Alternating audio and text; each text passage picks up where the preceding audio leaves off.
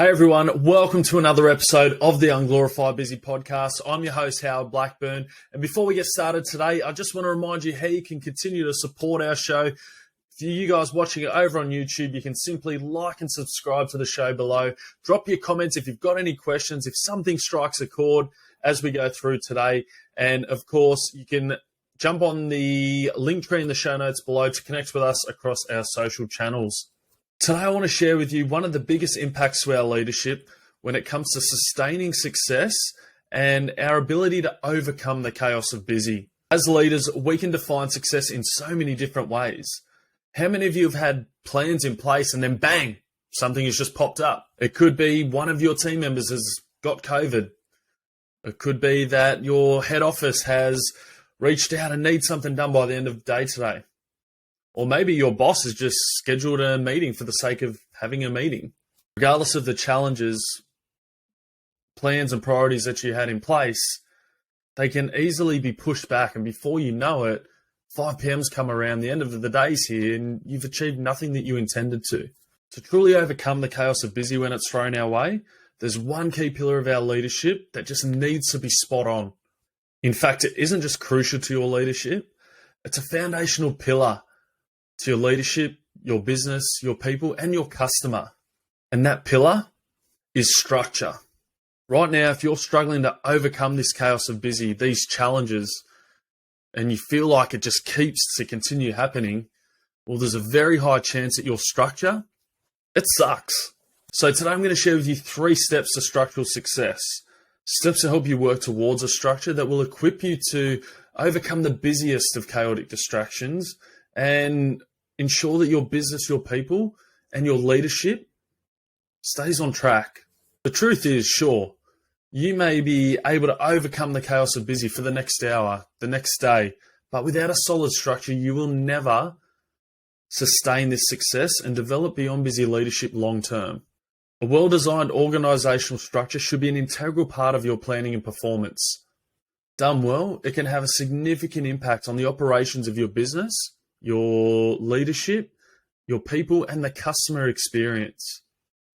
And regardless of where your business is at in terms of size, development, or existence, you should be doing either one of 2 things: creating an organizational structure for the first time, and yes, believe it or not, there are businesses out there that don't have a structure, or periodically rethinking and optimizing your existing and current organizational structure.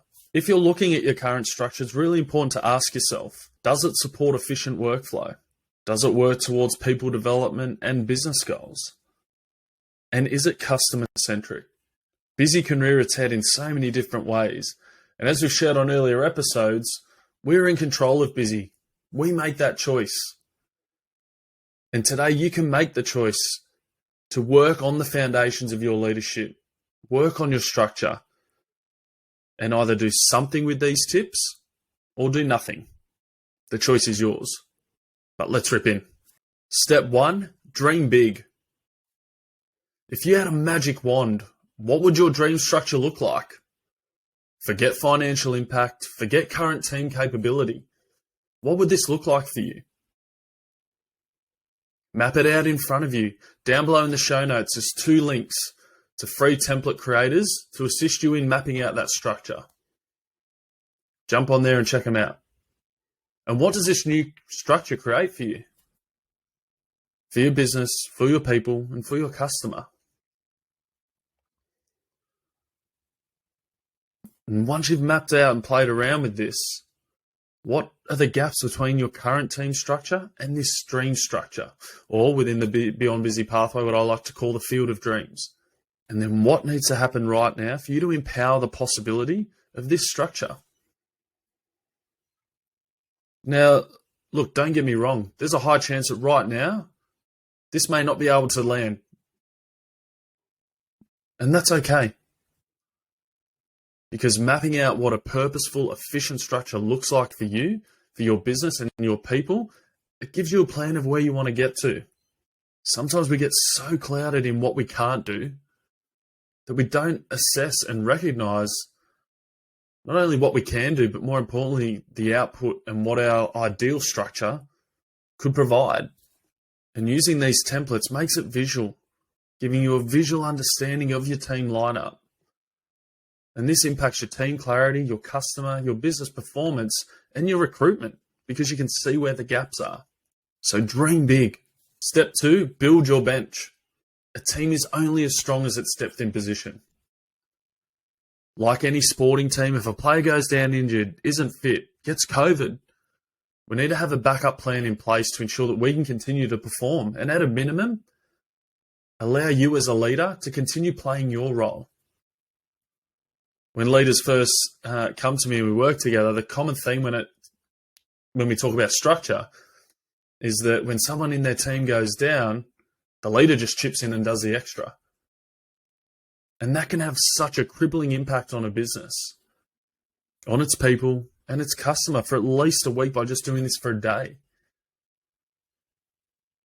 So align that to the sporting team that has injured players not replaced. Those remaining players on the field, they're having to put in more effort, play additional positions that they wouldn't normally play. And there's so many gaps on the field. Their chances of succeeding are reduced dramatically. And at the same time, the engagement of the players and their happiness has seen a huge decline.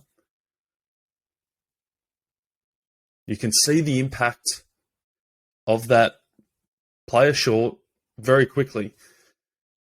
And the same happens in our business. But as leaders, because we throw ourselves in, we don't see it. Let's take a look at this team lineup. If you guys are listening to the podcast, you won't be able to see this, but if you're over on YouTube, you've got eyes on it. You can check out this episode on the YouTube channel also. You can see that the depth here, there's players listed. You've got their first in line, but then behind them are the next in line. And they may not be the best player for that position, but there's a focus on developing them to where they need to be to get to be that top name on the list. So focus on building your bench because your team is only as strong as its depth in position. And then finally, step 3, be selfish. Your structure needs to suit you. In order for you to be at your best, your structure needs to support that. Manage your energy, not your time, and be empowered to allow your structure to flow from that. What shouldn't form part of your structure is you filling team member roles when someone can't play theirs. Again, let's go back to that player role analogy and that coach running on to play the game because a key player got injured. Setting a selfish structure that allows you to best perform in your role not only helps you deliver positive results for your business, but more importantly, positively impact your people inside and outside the workplace.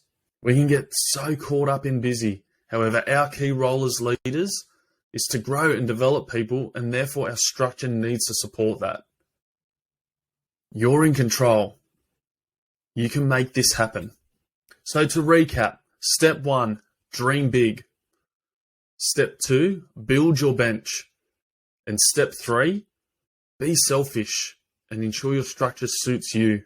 You can be an amazing leader. Be great with people, be great with numbers, and know exactly what it takes to lead a successful business. Without a solid structure, though, you aren't putting yourself in the best position to achieve success long-term in balance. Where you may find it, though, is short-term in busy.